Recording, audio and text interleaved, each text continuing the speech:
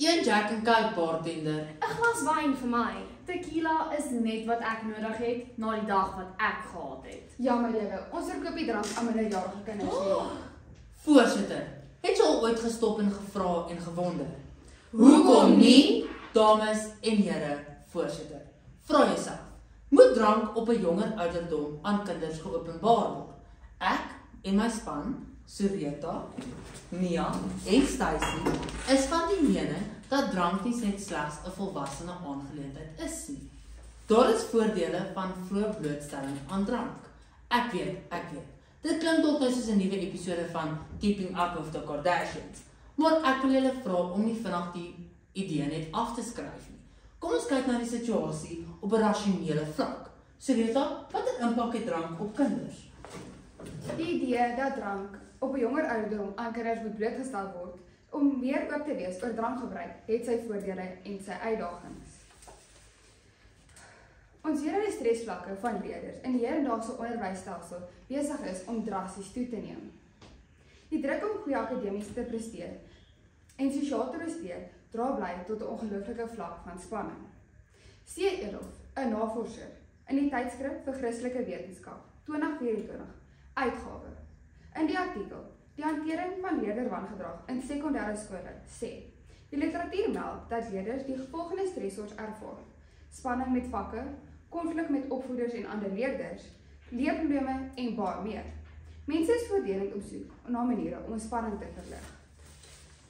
En wat is een van die oudste maniere om bietjie van daai spanning af te neem? Ja, jy het dit reg geraai. Drank. Nou bedoel ek nie die aand wegdrink nie, maar 'n verantwoordelike, gematige benadering wat moontlik in sommige gevalle 'n positiewe uitwerking kan hê. Wanneer dit matig gebruik word, kan dit help om mense te ontspan en selfvertroue te bou. So, wat as ons jong mense nie in die duister laat klaarkom oor die invloed van drank nie, maar eerder die onderwerp in 'n gesonde en opvoedkundige manier aansteek? Maar hoe? In 'n wêreld van selfone, sosiale media en Netflix en chill, Is die idee van dit is alles geheim al lankal verby. Dus, hoekom kan ons nie een stap verder gaan en die waarheid met jong mense deel nie?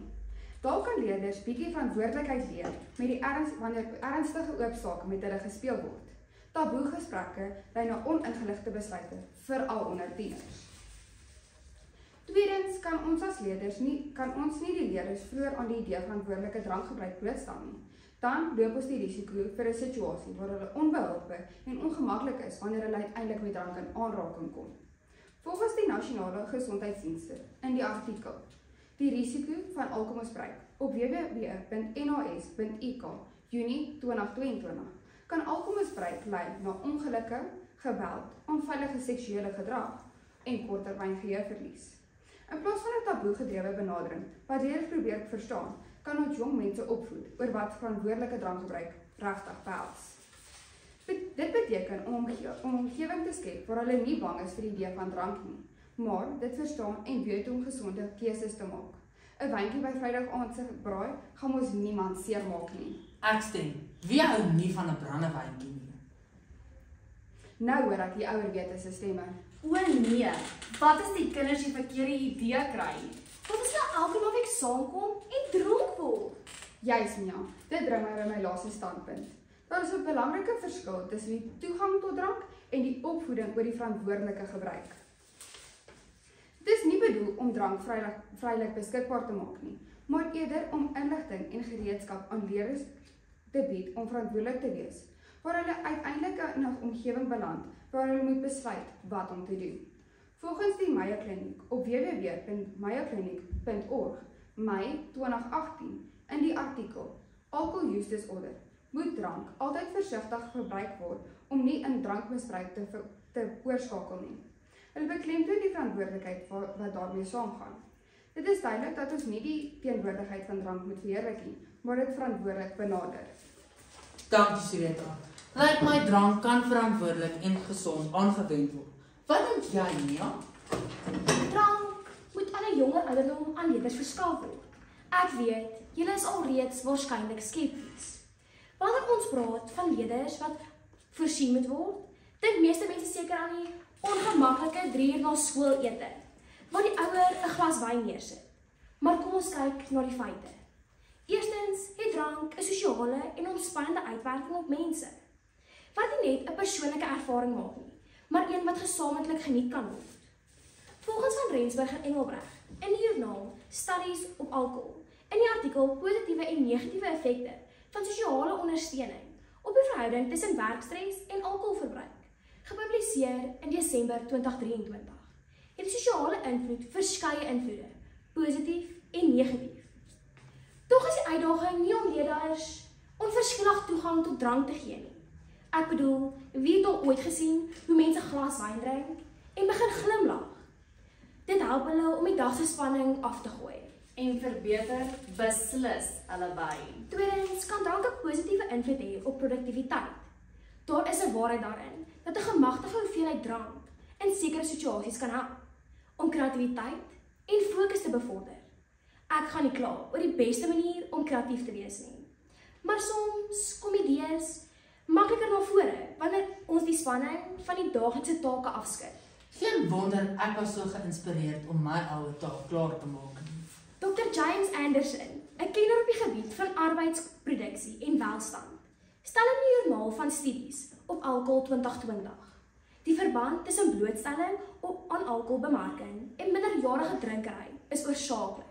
Op www.jsad.com stel dat gemagtigde alkoholverbruik word gekoppel aan verhoogde kreatiewe denke en beter probleemoplossingsvaardighede in spesifieke werksomgewings. Drank kan die brein in staat stel om meer buigsaam te wees en om op ander maniere na probleme te kyk. Dit is nie te sê dat elke probleem 'n glas whisky benodig nie, maar dat dit reg gebalanseer kan word. Ek weet nie van jou nie, maar ek nodig 'n drankie elke keer as ek 'n wiskundesom doen. Derdens loop daar die gevaar van taboe in opvoeding. Katie Shonk, 'n navorser vir Harvard Law School, stel in die navorsingsartikel Causes of Conflict When Taboos Create Trouble op www.harvard.edu in 2024 dat taboe 'n spesifieke gevoel, aksie of gedagte vir 'n gemeenskap se waardes. Dis wat aanvaarbaar of onaanvaarbaar is. Dit het ongeskrewe sosiale reëls wat ons lei om nie die gemeenskap te beledig nie. Sy waarsku dat onnodige taboes eerder vermy moet word.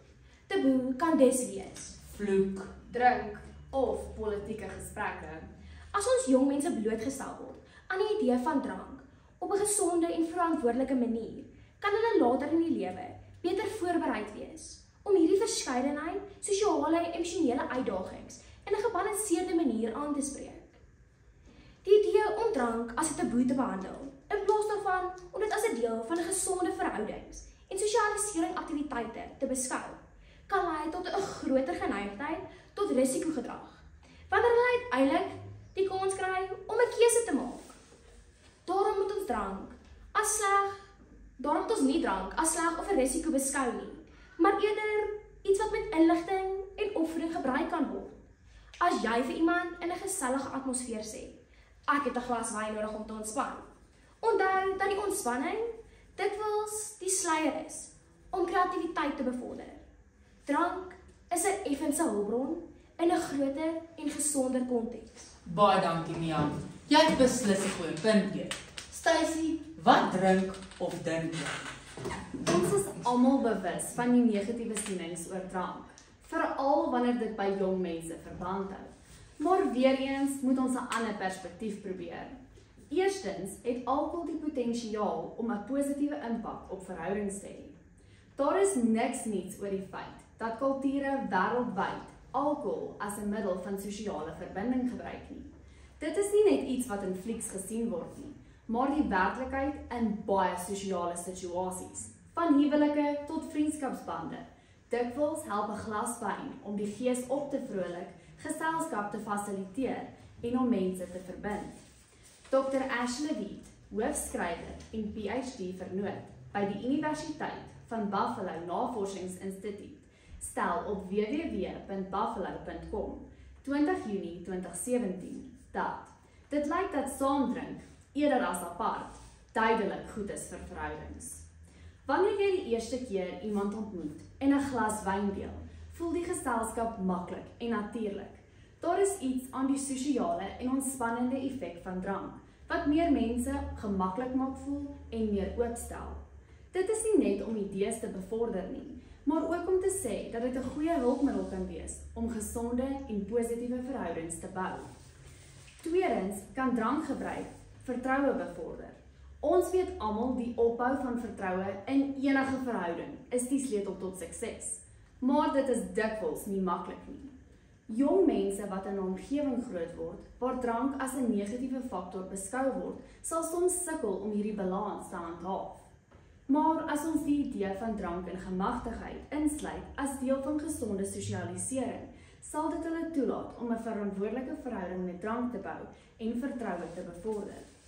In die joernaal vir gedrags- en eksperimentele ekonomie op www.sciencedirect.com 12 Maart 2010 verduidelik navorser Athanasi en kollegas dat alkoholverbruik positief korreleer met onmiddellike vertroue, veral onder andersdenkende deelnemers. Ons moet nie 'n landskap van 'n happy hour in skole skep nie, maar eerder as jong mense die ruimte moet gee om verantwoordelik met drank om te gaan en om vertroue in verhoudings te bou. Daar is iets besonders aan die idee van mense wat met gemagtigheid saam drink en nie net gesels nie, maar werklik 'n koneksie bou. Dit is daardie oomblikke wat die grense van formele gesprekke oorskry en meer persoonlike, vriendskaplike gesprekke bevorder. En dalk romans. Derdens moet ons nie die idee van drank as 'n middel van sosiale interaksie en die bou van verhoudings vermy nie. Ons moet die idee van gesonde, verantwoordelike drankgebruik aan jong mense blootstel en hulle leer hoe om dit op die beste manier in hulle verhoudings te integreer. Deur hierdie kennis aan jong mense oor te dra, kan ons hulle help om positiewe invloed van drank op verhoudings te verstaan. En terwyl ons dit doen, kan ons hulle ook leer om gesonde, gebalanseerde keuses te maak. Ek het gelees op www.healthdirect.gov.au wenke vir veilige en verantwoordelike drankgebruik, 26 Februarie 2024, deur die Departement van Gesondheid en Bejaardesorg, dat verantwoordelike en ingeligte alkoholverbruikers kennis moet hê van die alkoholpersentasie in sekere drankies en ook die nagevolge van alkoholmisbruik. Drank, wanneer dit gebruik word, kan nie net verhoudings bevorder nie, maar dit kan die basis vorm vir sterker en meer oop interaksies. As die gesprek oor drank nie vermy word nie, maar werklike kennis oordra, kan ons jong mense bemagtig om gesonde verhoudings in die toekoms te bou, nie net met ander nie, maar ook met hulle self. Baie dankie, Stacey. Ons redeneer dat dit voordelig is om drank op 'n jonger ouderdom bekend te stel, onder gesonde omstandighede en toesig, sodat jong mense 'n gesonde verhouding met alkohol kan ontwikkel en die voordele daarvan op 'n manier kan ervaar. Ek sit van nou af elke keer met 'n glas wyn in my hand. Vergeet die wiskunde. Ek nodig dit vir my kuns. Die werklikheid is eenvoudig. Dit deur drank so onbeskikbaar en taboe te maak, verander ons dit in iets eksoties, iets rebels, iets wat tieners wil hê net omdat hulle dit nie mag hê nie.